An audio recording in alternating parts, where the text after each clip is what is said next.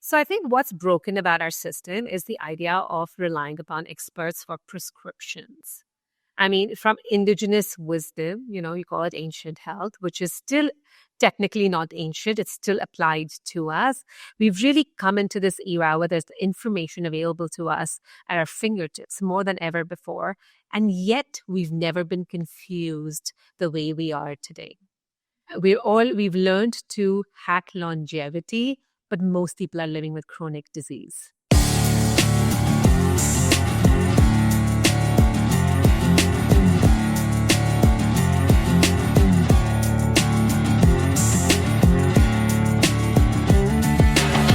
Hey friends, welcome back. So glad that you've joined us for today's interview. I'm so excited to have a guest that specializes in an area that we talk quite a bit about in ancient health, and I'm excited to get her take. She knows Ayurveda so well. She's a doctor of Ayurveda. She's also a speaker. She's an educator for so many people in this space.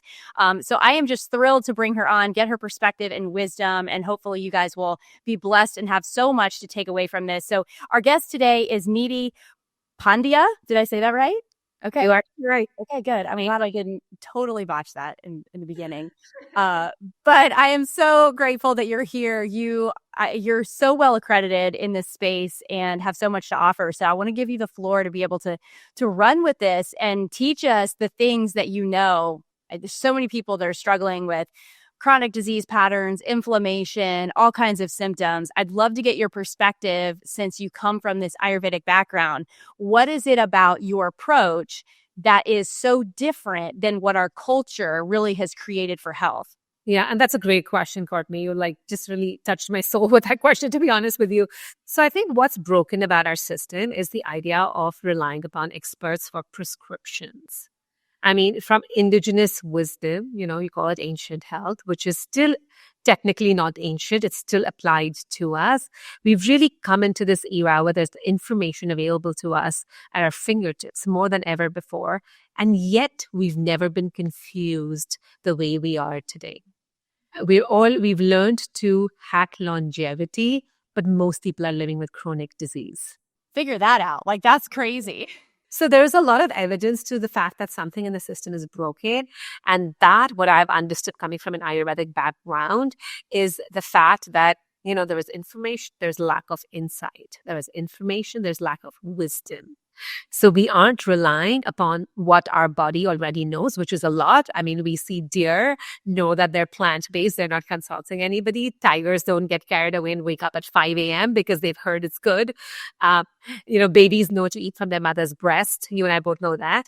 So there's a lot that we know that we're not tapping into because of our excessive reliance upon experts. That is a really fair, and truthful statement. And I think that because we don't even understand how we got here in a lot of ways, we don't know how to get ourselves out of this mess. It's like we now only have the tools that we've established, and we're having to unlearn things and relearn things at the very time we're trying to manage all the symptoms where we're not our best, which can be very hard. I mean, it's like having, newborn twins, and you're trying to figure out how to take care of them, but you're sleep deprived and you're brain fogged, and you're just I need help. But we're all in this situation where we're trying to figure out how did we get here, because we can't really fix the problem without even understanding what the choices were, what roads we actually took that created the dysfunction and the breakdown. So what is it from a foundational perspective that you feel like is the most valuable? If you had to teach someone a foundational concept of looking at their health or evaluating the health of their body, what is it that's going to be the first thing that you feel like is going to make a difference? And so I think, Courtney, I'm going to jump right into this method that I've created, which is called the inner climate method, because honestly, that's where I will start. And this concept, the inner climate method identifies that wherever there is life that exists anywhere on the planet, that life is supported by a certain climate, right? For example, cacti won't grow in Florida and vice versa. There are things that won't grow on the North Pole, and there are things. So everywhere, climate supports life, right? And our body is home. It's the universe to these trillions of microorganisms. There's a certain climate inside our body which allows for life to exist and for life to thrive. But how do we discover this climate? I mean, it's much easier today to get a plant and say, this plant grows in this sunlight and this kind of watering, right? But if we've forgotten, what does our body thrive in? So I kind of take people back to that idea that there is a point of homeostasis that you can understand, that you don't have to get a vital exam, you don't have to get blood work, you know it. But what is that point, right? And I'm going to jump right into that, Courtney.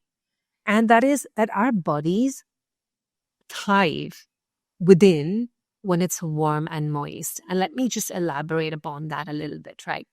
So our breath, warm and moist. Our blood, warm and moist. Mother's milk, warm and moist. Our reproductive fluids, I mean, of course, comedians joke about this all the time, warm and moist, right? We talk about the probiotic environment. Probiotic is nothing but good flora and fauna. It used to be known as good flora and fauna. Where do you find good flora and fauna? In places that are warm and moist. Compassion, gratitude, warm and moist.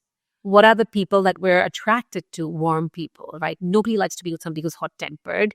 And a cold relationship goes nowhere, right? So our bodies thrive in this environment. The reason why Earth is the only planet in this entire galaxy where there is life is because of the sun and the moon. The sun brings its warmth and the moon brings that moisture back on the planet. So warm and moist, I mean, if you look at Ayurvedic texts, right, while they don't articulate it that way, they talk about that health is when all three doshas are in balance. And in between those lines, well, unfortunately, I suspect it was at some point articulated that way, but in between lines, you can see all the recommendations bring you to a place of warm and moist. Now, how are you going to identify that in a way? So this is where I start people. Firstly, even if you don't know where you stand, right? There are bodies that have become hot and inflamed. Today, we call that inflammation. There are bodies that are completely dried out and depleted. And we say people who have bloating, anxiety, dry skin, they're just like really, really depleted and dry. And then we have people who are super sluggish, they've become super humid, marshy. Their bodies have become like marshy land. Nothing really grows in it. And like these are kind of the three main imbalances and people experience. People who have inflammation will also have some other skin condition, will also feel heat with food and heat in their digestion. So there are all these group of symptoms which are basically climates where life doesn't thrive. Your first responsibility is you come back to warm and moist. And I tell people, even if you don't know where you stand, there is a way of coming back to warm and moist in your foods, in your attitudes and mindset, in your exercise. So I say, this is all you do. And Courtney, I've practiced for the last 10 years and it doesn't matter where people come to me, where their imbalance lies. I just bring them back to warm and moist in all of these three areas. And they may come for digestion, but they go back not with better digestion, fertility, sleep, moods, all of that, because it is warm and moist where life thrives. And that is all that we have to do. I mean, I feel like living in South Carolina, I've just got like a win on the board because it's like 150% humidity and it's 100 degrees. Like, we nail the warm and moist climate, like exterior climate. But this is such an interesting approach. I actually have not thought about it like that, but you're right. There are certain things that only thrive in certain environments. And so realizing that maybe you're trying to put a square peg in a round hole and expecting things to flourish might just be the completely wrong approach. You're not going to yield the benefits or the outcome that you're hoping for. So in that, how do you establish, or what are the areas that you need to evaluate, assuming, say, you have digestive distress or you do have something like infertility, like what are the things that you're changing in people's lifestyles that are bringing them back to that warm and moist environment? Yeah, amazing. So that's a great question, right, Courtney? Because I mean, conceptually this sounds great, but it seems like practically, how are you going to put this in place, right? So there are two things that we first do. First is that understanding that, with this warm and moist comes this assumption that we function with the cycle of the sun and the moon, right? Because it's when they function well, it's warm and moist. I mean, global warming, look at global warming outside and inflammation inside is the same thing. So I tell people two things. The first thing you want to fix with your life is live according to the circadian rhythm, right? And that's not just that's not just wake up with the sun and sleep early at night. That's also, eat when the sun peaks, right? Because when the sun gets hotter, your body also has its metabolic forces getting on. So that's the first thing. But the second and the most direct way to get it warm and moist is, I say, let's break this into three parts, right? So A is your foods. And Courtney, if you look at all Ayurvedic foods, the two essential components to Ayurvedic foods are spices and fats, right? The spices bring the warmth, and the good fats, whether it's ghee, whether it's olive oil, whether it's sesame oil, brings the moist. It's always cooked. Ayurvedic foods always talk about being cooked. So I tell people, let's start there. Yes, eat with the sun, rise with the sun, rest when the moon is out. But keep your foods warm and moist by cooking, by spicing, by adding good fats. It is actually literally as simple as that. And I see people thrive on that. And which means there's a lot of fads, Courtney, that go out of the window, whether it's apple cider vinegar, so you just simply bring everything. And if you notice, all traditional foods actually had this idea of warm and moist, even if they were not Ayurvedic, by the way, and we can go into that as well. That I also talk about identifying our mindset, right? For example, and I call it solar and lunar. People who are excessively stressed, working all the time, being overproductive, doing extremely intensive workouts, chronic stress. That's very solar. It's very heating and drying to the body. And it's not a surprise that all of those people, when they come to me, and for example, if they come to me with fertility, usually their bodies have become like a desert. So hot, so dry, just like a desert. Everything, all juices in the body have dried out, cannot conceive. Estrogen levels are low. Androgens, which are male hormones, are higher. And they're just feeling very, very intense in their life. And that's why fertility has gone off. And we kind of bring them back to these good juices, good flow. The other side, right? And then there's the other side of the spectrum. There are people who've gone completely lunar, very sedentary, very sluggish, very depressed, overnourished, eating too much. I bring them back as well to warm and moist. We introduce some movement. We introduce some stimulating foods. So you want to bring warm and moist in your mindset. I also teach people to identify triggers. So Courtney, if you think about the fact that whenever we are triggered, we feel this hot rush inside. Yeah. It's burning your insides. Triggers burn your insides. So we work with people with tools that how do you come back in every moment to this warm and moist place? And that's all you need to do. You really don't need a million things, because from single cell organisms on our planet, Earth, we became these evolved human species just because the climate was right. Like nobody really did anything. 4.5 billion years, we've only thrived because the climate was right. Right, Courtney? So warm and moist in your foods with the sun and the moon, warm and moist in your mental attitudes. And then we also kind of go over people's lives, right? Like their entire lifestyles. How are they working out? For example, I see people, Courtney, burnt out at work, going for hot yoga, sweating, releasing all their juices, and then not being able to sleep at night because they've gone so solar in their mind and body. So according to each person, my work is to identify, are you living more of a solar life, or more of a lunar life, or are you living a balanced life? Because it's the balance of the two. And then there is a lot of tools that we use, from, food to breath work to pranayam to yoga. And then people start identifying it. Once you learn this hack of your inner climate, you identify your own inner climate. It's like this: if you're going on vacation and you know the climate, you know how to dress for the climate. So once people understand their own inner climate, they know how to eat for it, they know how to exercise for it, and we teach them. Yeah, it's simple. Like it makes sense. It just, again, a lot of times this is just foreign. Like where these concepts are new. It's not something that we're used to. We just haven't been trained to think this way, and a lot. And honestly, my opinion is that in a lot of ways, we've just been trained for convenience. So because when I think of warming and moist foods, I'm thinking, okay, this is food prep. Like we've got to soak things like rice or beans. We're going to cook them slowly in broth. We're cooking vegetables. But I have always said, I had horrific gut issues.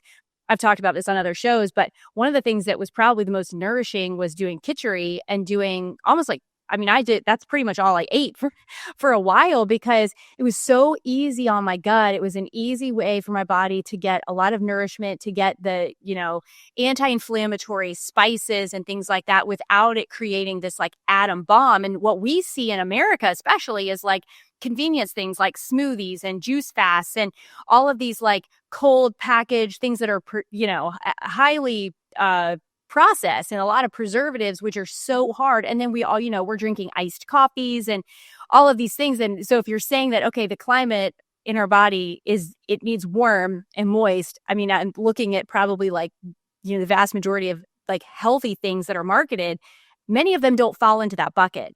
And we've built these lifestyles, like you said, that are so busy and demanding that we want to do a 45-minute HIIT workout where we just like throw ourselves, through like absolute torture, which I love a good workout. I love it. But there's absolutely balance in you just like, cranking out 45 minutes of complete body torture and then slamming down a protein shake while you're in the car running on the phone. Like all of these things actually are not beneficial and they work against your body, like the actual design of your body. And so it's this like constant awareness of, okay, this may seem like a good fit, right? I worked out.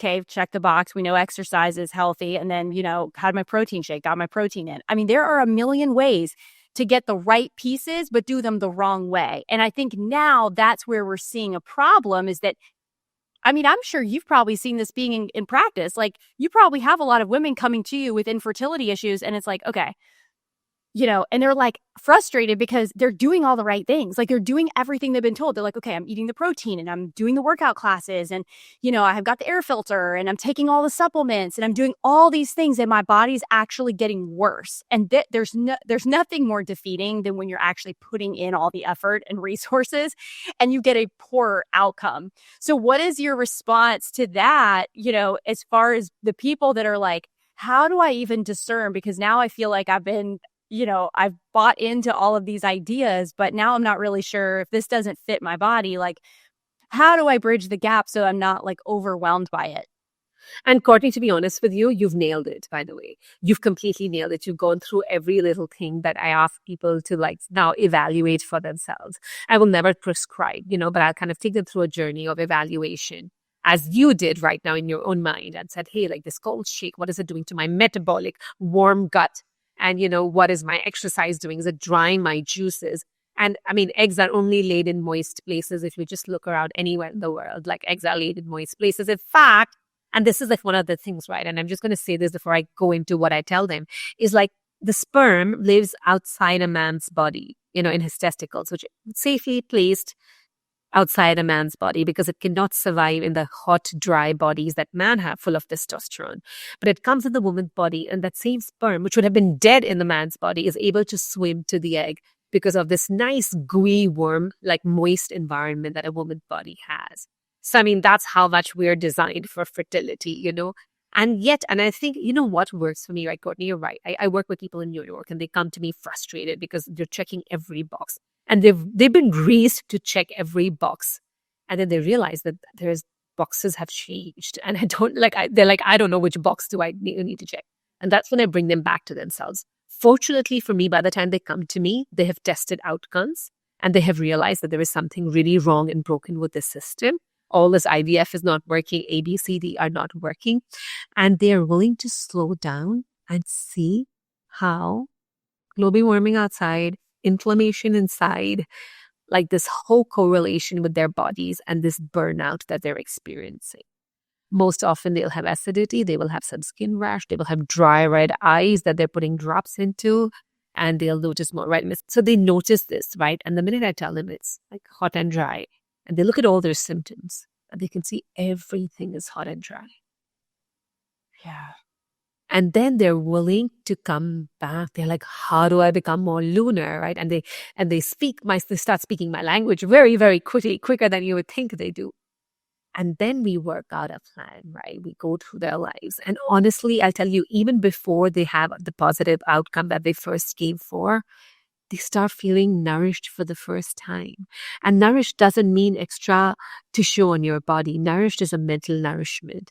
It's the moisture is back in your eyes. It's back in your mind, and you have more libido, and you're living life with more ease. You're more in the present moment. So we start out with the food, with the exercise, using tools like breath, using tools like music.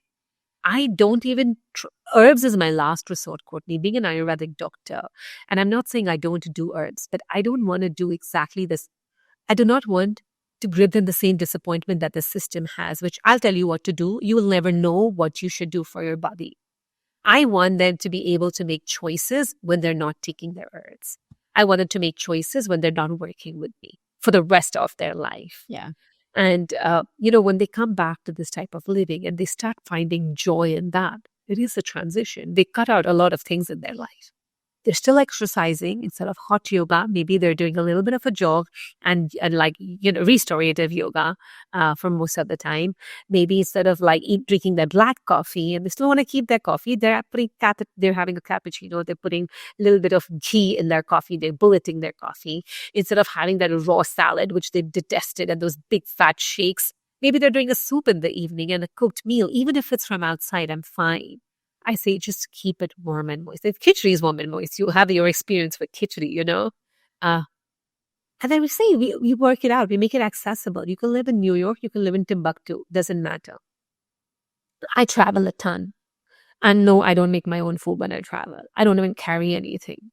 But you can find warm and moist. So it's a lifestyle and you train yourself and you find such ease. When you first hear it, you're like, does it mean meal prep? Does it mean, clay pots and cooking? It doesn't have to. I will modernize it. I will make it easy for you so you don't have to move to the Himalayas.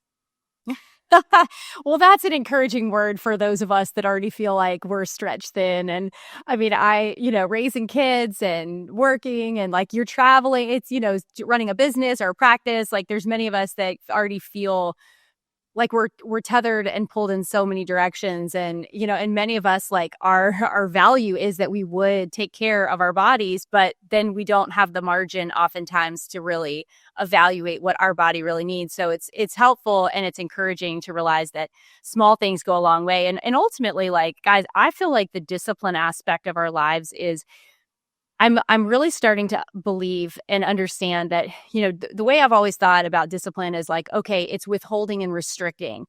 And it's really not. It's really about giving yourself, really valuing the things that are most important. The disciplines are the boundaries. They're the bumpers and the guardrails around what you believe is the most valuable. You'll know what to say no to when you know what is not worth compromising over. And that to me is a completely different way to think about it, because when you start realizing, you know what, I only have so many years. I only have so much time with my children. I only have these opportunities at specific points in my life. I don't want to miss out. So what is it that I'm unwilling to compromise on? And those are the things that will now establish and help me establish the guardrails around my life so that I don't feel like I'm just chasing something. I think it's sad that in a lot of ways, we're just trying to, we're so rattled emotionally because we live with people that are sick around us and we're seeing breakdown and then we're feeling and experiencing it ourselves. And we feel like we're just chasing a runaway train. This thing already went off the tracks and now we're just trying to hold it together until what? The end?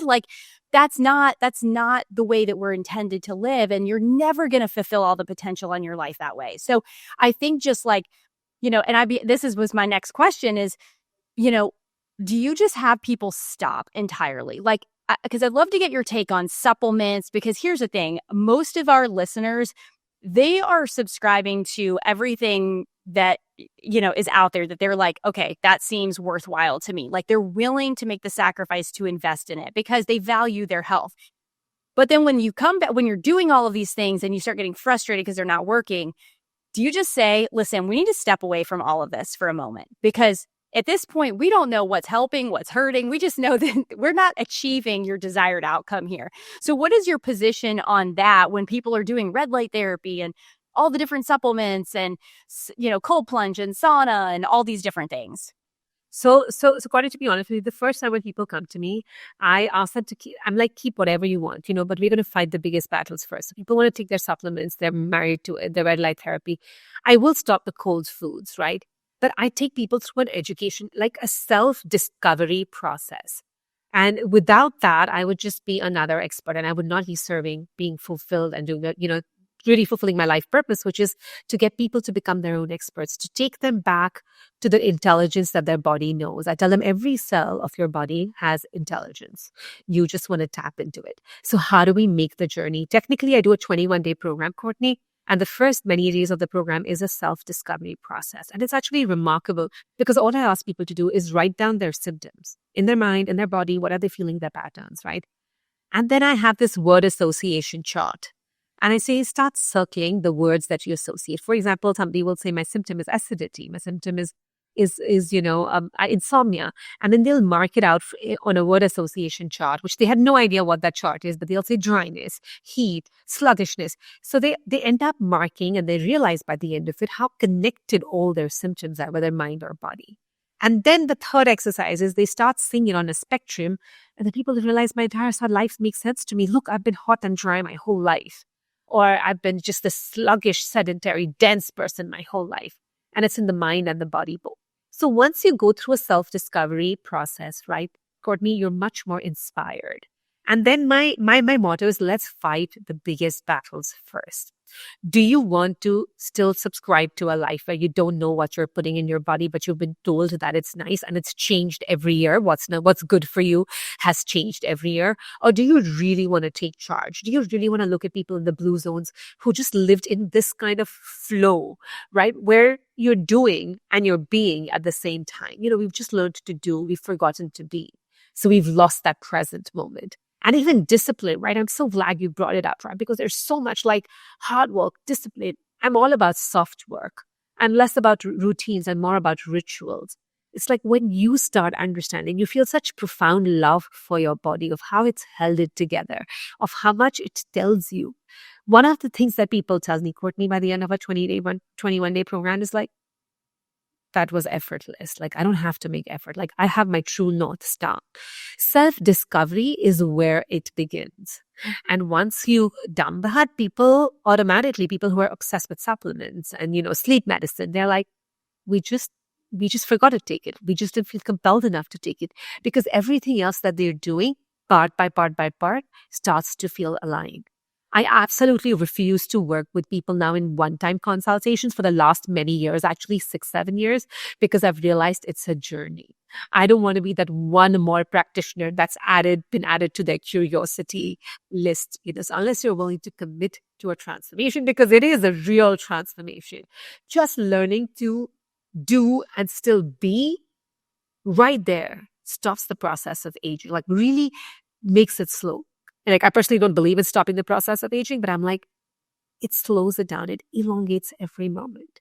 You thrive in each moment as an opportunity, because aging happens when you're doing more than being. More action than just, That's really profound, actually. And it's true, because I think even our mental thought processes around aging, I know, at least speaking from a female perspective, it's like, it's like aging is like the worst thing ever. Like, avoid at all costs. Like, we just want to preserve, our 36-year-old self forever. And, the breakdown is just looked at as like this horrible process. And I'm like, we just have to reframe that, because ultimately, like, your body is just going to start to express the thought process. So if you are unhappy with the way that your body is changing over time, like, these vessels are not here forever. Like, the more I really just start to appreciate the fact that, like, you got one vessel, you've got one, like, and you've only got us. Everybody's got their clock. And, like, you can't do anything about that. You cannot negotiate that. Like, it's your choices will influence it in a lot of ways. But we all have a clock. Nobody's living forever. So it changes your entire perspective, because I'm like, I want to work with my body. I want to honor my body. Like, this is the vessel that I was given. This is the physical inhabitation that I get to dwell in. But it's like, how do I not idolize it? How do I not, like, put it on this pedestal to preserve? Because the more I start idolizing this flesh, the more, when it breaks down, the more disappointed I'm going to become in myself. I know that it's going to deteriorate over time. That is the natural progression. But again, it's like when you view your body as like it's something to value, then you don't look at it with, okay, it's disappointing me. I wasn't able to work out as hard. I don't carry the same muscle mass. Like, you don't punish yourself. And I think that's where a lot of us, it's just this yo-yo, like this up and down roller coaster of like, all right, we feel really good. We stuck with the macros. Our body feels really good. And then it's like a week of vacation. And then we're just like criticizing ourselves all day long about how disgusted we are with ourselves. And like, that's a horrible way to think about your body, because ultimately, like, you punishing yourself with those thoughts is only going to produce bad fruit. Like you will only ever see that turn out to be more poorer outcomes. Courtney, you're my sister. Like, you're my soul sister, honestly, because everywhere I go, people are like, okay, you know what? How do you hack this? And I'm like, I don't want to be obsessed with longevity every day, but fearing life every moment. And that's not how you live. And, that's the other principle that we teach, that everything has a building, transformation, decline. Everything. And it's like the fruit will grow, it will ripen, it's in its youth, and it will decay. And like if you're a farmer, you don't want decayed fruit on your orchard. Similarly, the universe needs to make room for new life. And on the other side of our youth, unfortunately, it's time for us to kind of start shedding this body, so that there is new room on our planet for like new organisms to grow, new beings to happen. So I really cherish that process of building transformation and decline. And I say yet, right, when you're going through that period and you're in your youth, which is the era of transformation, how are you going to go through this era of transformation to really make it juicy and fulfilling? So when you finally reach that point of deterioration, it's sweet, And like one of the other things that Courtney and I talk to people about is like, write a letter. Like what is your last speech on earth going to be? Like, how are you going to turn around and knowing that you're leaving? What is it that you want to turn back and look at your life as? And very often, Courtney, people see that it's not like I looked like this, this was my dress size. That's not what people say. People talk about what they've done, and then they compare it to what they're doing today and the things that they're worrying about. And it seldom relates to how they really want to leave this planet. Yeah. And I think when they realize that disconnect, they also realize that different things they need to work on. Yeah. And I really think that the more you can put your body in the place that it belongs, meaning that who you're becoming, your identity, the value of the person you are on the inside is more than the physical. When you start to get the order right, all of a sudden your thoughts, you are thinking about other things. And that changes your health outcome. Like when it's constantly like evaluating every single, and it's like, oh, well, look at this. I got to fix this. I'm just like, you're like in your mind, you may think I value, my legacy. I value the purpose in my life being fulfilled. But if you're chasing, just like you said, things that are for this moment only, there's no alignment there. And then there becomes confusion because when you're thinking in your mind, well, why are my relationships suffering and why am I not achieving more than I thought? Like I don't, then all of that gets turned inward, and then all the critical and negativity, it's like this judgment, this heavy cloud of self-judgment on ourselves. And I just see these cycles and they can be really toxic, and it's so important. I mean, social media and everything is like, I feel like, it's really just fanning the flames of a lot of what the voice of culture, which, for younger generations, like it's so important that we realize that we need to be modeling this in our own homes to our children, because what they're seeing is like this display of things that never age, that never fall apart, that are always fun, that are always entertaining, that are always satisfying. And it's always in an instant. Let me tell you, one, that is not real life. And two, if that's what you're experiencing, it's likely not the real thing. It's likely fake and counterfeit, and it will leave you empty, dry, and like starving. Like you will be spiritually malnourished because you focused and you partook of, it's like going to McDonald's, like feasting at cafeterias without having like a table of savory food. Like there's just a different level of satisfaction and nourishment that comes from that is more than just filling your stomach. And I also love that you use the word dry and exhausted, right? Because what you're talking about is that solar lifestyle. When you're feeling hot with those triggers and that chase, which brings that does burn you out. I mean, like we all know somebody that we knew in college was going to do really well. And then we meet them again when you're 40 and they're all burnt out, right? Because that chase had them running so hard that they lost their gas. They lost their fuel by the time they were 40. So it's like, are you refueling on the way? Are you just chasing, or do you have a few moments of cruising, Like, and that's what life is. I mean, I'm living in New York. I live in New York City with my 2 daughters. And I know that if it's possible to do it in New York City with 2 teenagers, I know it's possible to do it anywhere in the world. Yes. And speaking of, I'm interested, you have 2 teenage girls, right? That is Okay. correct. So, Well, let's see. okay, yes, we were talking about a little bit about this pre-show, and I am very curious, how you are helping your daughters at this age, because I have a 12-year-old. She's my oldest of three girls, but it's I really feel like it's taking a lot of intentional effort to create a home environment that is quite literally the opposite of what is out in the world. And so and it's not to just be in opposition. It's because I'm really trying to protect those years that I have with them so that they are deeply rooted, not only in their identity, but in knowing the value of healthy practices in their life. That way, when they get out there, they are not tempted to partake of everything else that is going to just drain them, because it can happen in a moment. And, I just think that the, listen, if you're not like working for this, then everything out in the world is going to take the position of authority in your child's life. It's going to tell them, this is what the picture of success looks like. This is the lifestyle that means that you've made it. This is how you're valued.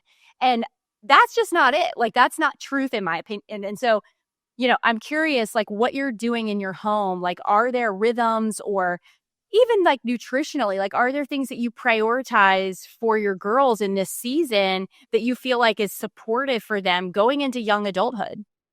Right. And that's a great challenge. It's a great question. And yet I've realized that it's actually easier than we think it is in ways, right? So the first thing, right? I was raised Ayurvedically, which means, and yet I never heard the word Ayurveda like every day spoken. So it wasn't like, according to Ayurveda, you should eat a heavy lunch and light dinner. That's not what I heard. But what I did hear is that, hey, like when the sun is out, you're going to digest this better. So why don't you eat the?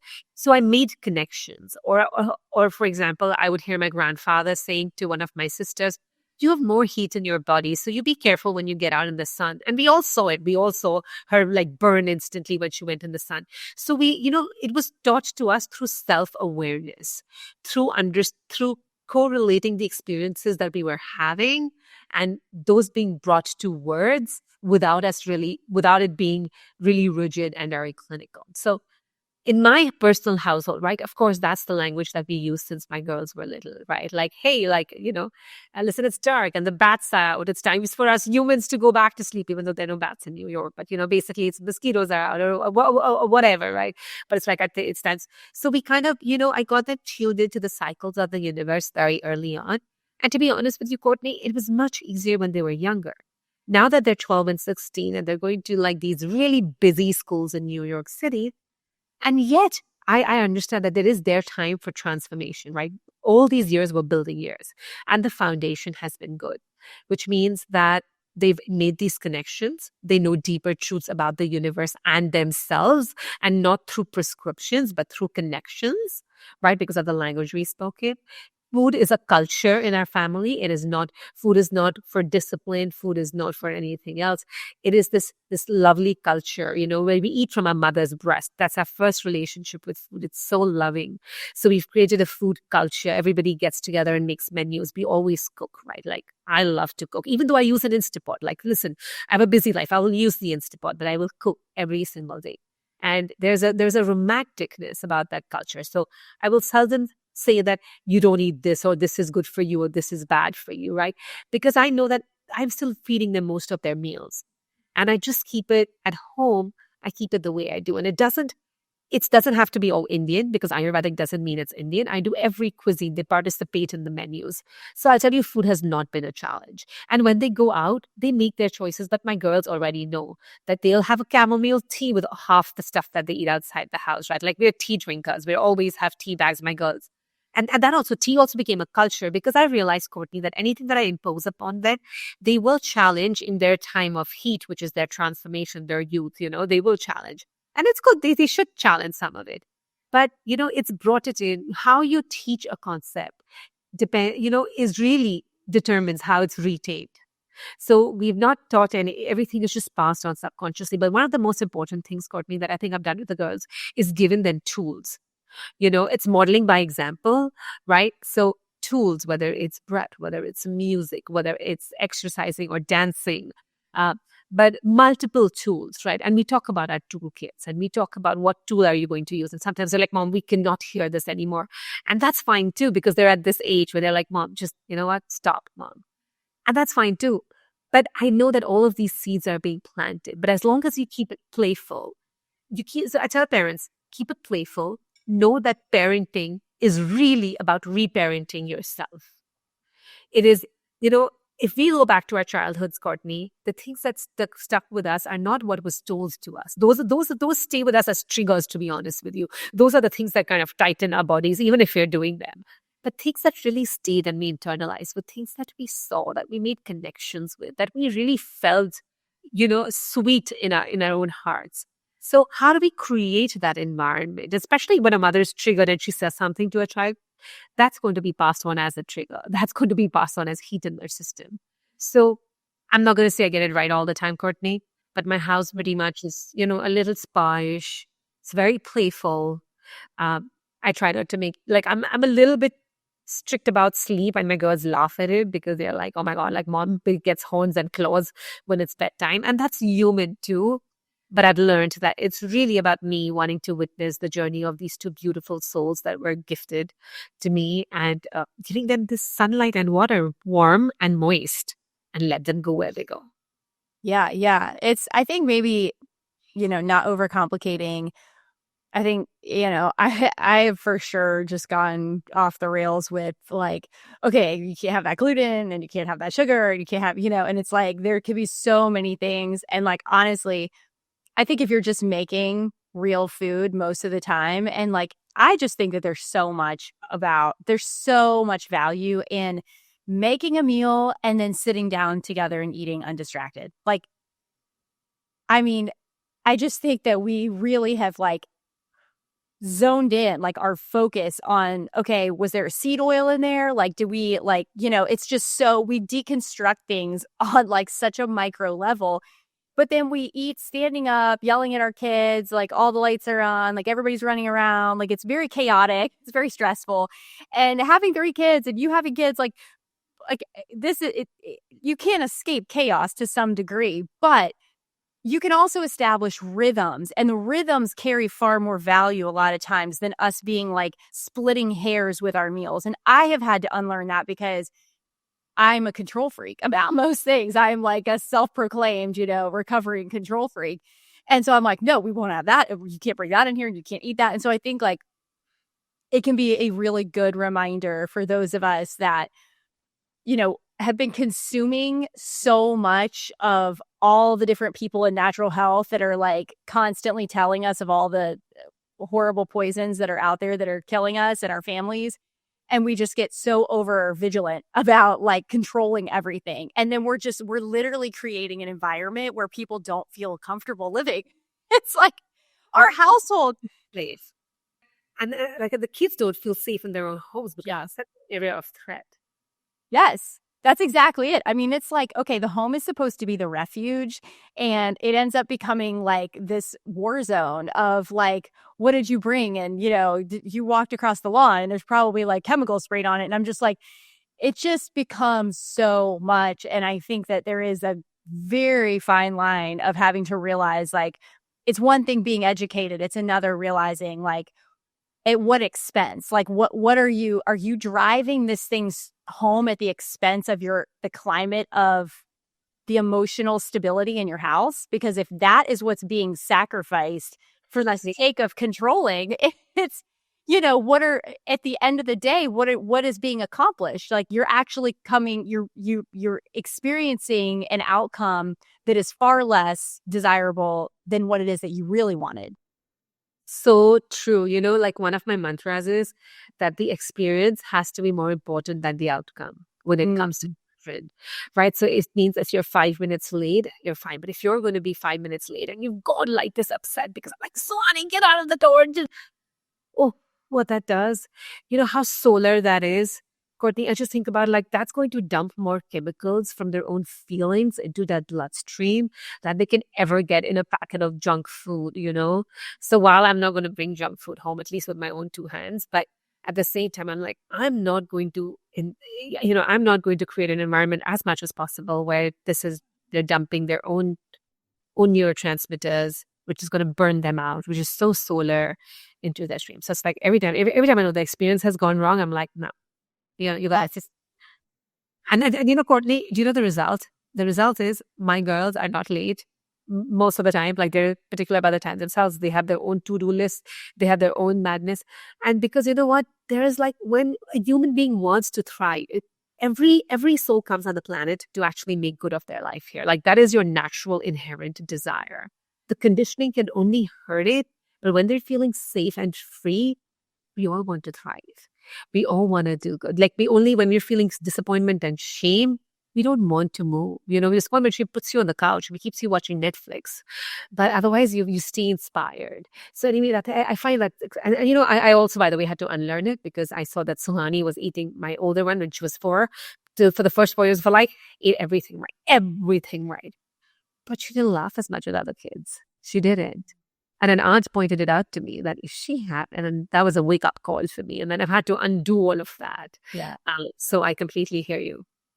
Oh, that's, I mean, but how valuable is it though, too? Like, even to have people around us, because sometimes, they can see, I mean, I've had a friend too, that's like pointed stuff out and they're like, I'm just seeing things. And I'm like, man, I didn't even see that, it's, and again, like, as a parent, as a mom, like, we only want the best for our kids. And a lot of times we don't even see the blind spots because we're putting so much effort into creating an environment that is healing, that is restorative, that is building them up, that is drawing out the best in them.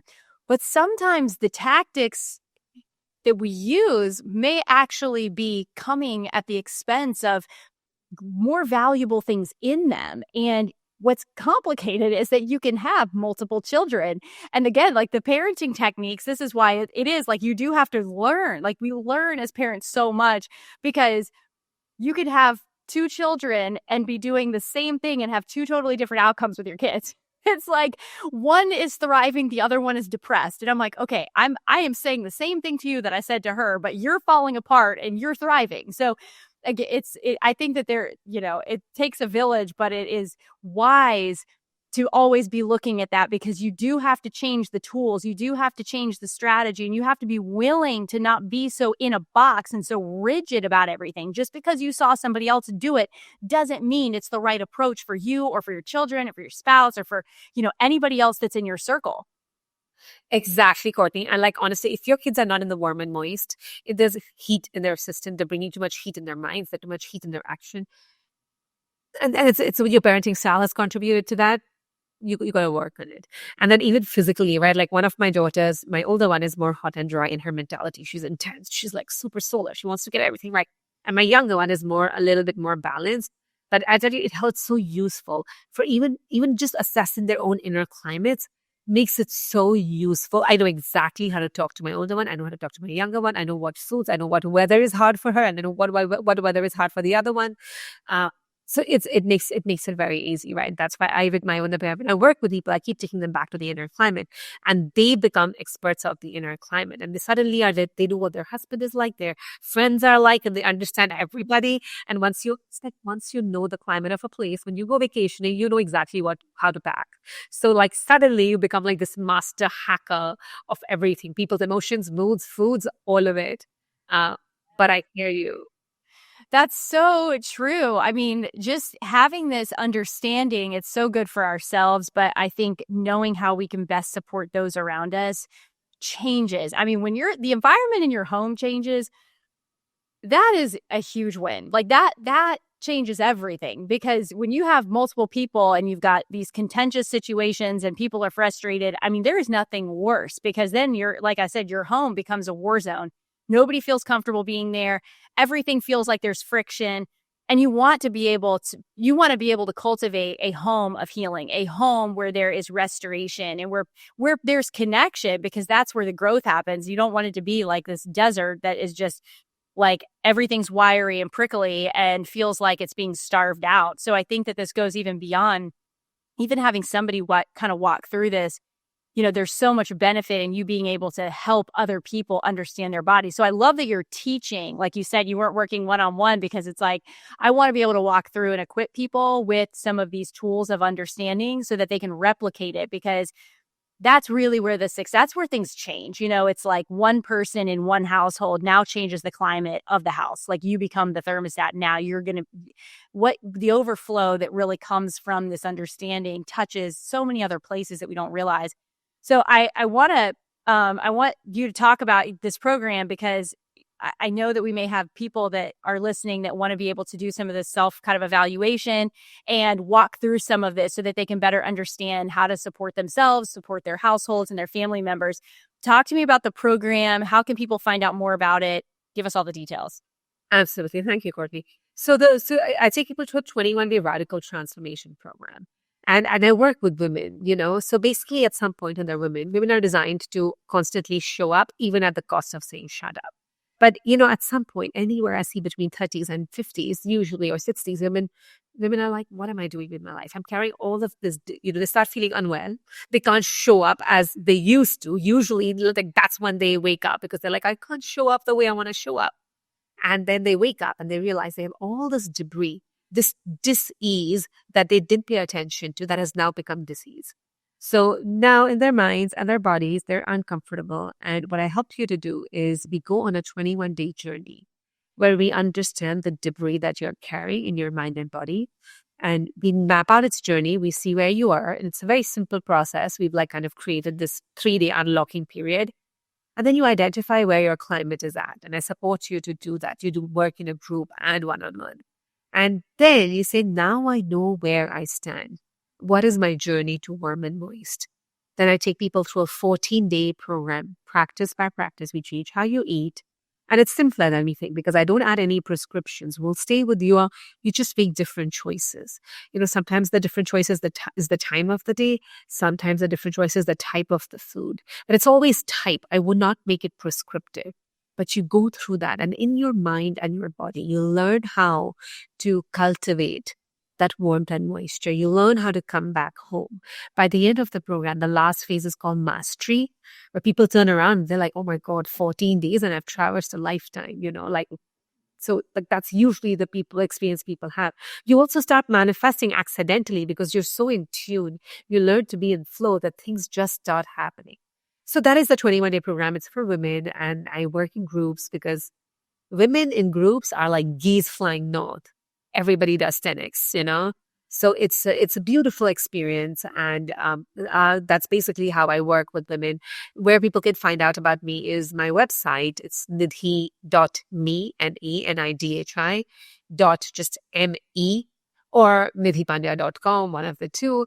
I also, create a ton of educational content on my Instagram, which is my _Ayurvedic_life. If you don't find both places, just find one of the two and they'll route you to the other one. But my website has my information and my Instagram has my information. And those are a few places that are the easiest to find me. So great. Yeah, your Instagram is loaded with incredible content. I actually love some of the reels that you've posted even more recently where it's kind of like your take on some of the trending stuff that we're seeing, like biohacking or supplements and things like that, because I always like getting the perspective of those areas from somebody that is trained in, more traditional methods, because there is kind of a unique blend of being able to access some things, but also I think we have to just have a discerning eye with a lot of things, right? Because we can be very shiny object and it's like, oh my gosh, I'm going to get in the hyperbaric oxygen and then I'm going to go do my methylene blue. And I'm like, do we know why we're doing all of this? And I don't even say that critically because I've, dabbled in a lot of, trying different things too, because I'm always interested, okay, is this supporting? Is this healing? Is this helping me, with old viruses or whatever it is? But, all that to say, I think that you've done a really beautiful job at adding a tremendous amount of value through your social channels, and your website's beautiful too. And so guys, check that out for any of her course information. We'll make sure we link it in the show notes for you. But this has been a fabulous conversation, Nidhi. I'm just so blessed to have you here. And I'm excited to see where these groups, I love how you said that the groups that you teach, it's like women that are like geese heading north. I actually love group training for women, especially because there's just some different level of power when women get together and commit and put their minds to doing something. It's like, it happens. It just happens. So I love that you're, fostering community within that as well. Actually, Courtney, it's honestly genuinely been a super pleasure to talk to you. You're so aligned, and I love how you bring, like, not only ancient wisdom as ancient knowledge, but real ancient wisdom is what you bring, which is very different from just knowledge and information. So I appreciate that. I just want to say one last thing, anybody who's listening, and especially women, right? Like, I just think it's such a wonderful time. Never before had women gotten a chance to undo themselves, to really look at it. Our mothers didn't have a chance. Our grandmothers didn't have a chance. We have this opportunity to undo who we are and undo everything, that generational trauma, everything so that what we pass on is different, never before. So it's an incredible opportunity, women, and we're blessed to be in these times, as gory as they look, as scary as they look. This is an incredible time. Yeah, 100%. It really is. It is a very it's a unique opportunity and place in time where, women have a lot of power to change the trajectory of future generations too. So it's a, drawing a line in the sand. Like, what are we unwilling to compromise on now for the sake of the generations behind us? And we don't, we get to choose. Like, we're not, the trauma stops here. Like, I'm not passing that down. Like, we are not going to just inherit and just pass along things that have been sticking around for 3-4 generations or more. So I believe that there is like this tremendous level of responsibility, and it's a privilege, really. And I think when you see it as that, look at the difference that especially women have in this place in time. So don't let it pass you by, and know that you always have great community here. We'll be supporting you and love what you're doing in this space to educate women and support them along their journey. So guys, thank you so much for joining us today. Love having you on as a part of our community, our family. We consider you family if you're listening. So, but thank you, Nidhi, again, for having, just such an open conversation with me and sharing your time with me today. Thank you so much, Courtney. It was my pleasure. We'll see you guys on the next one.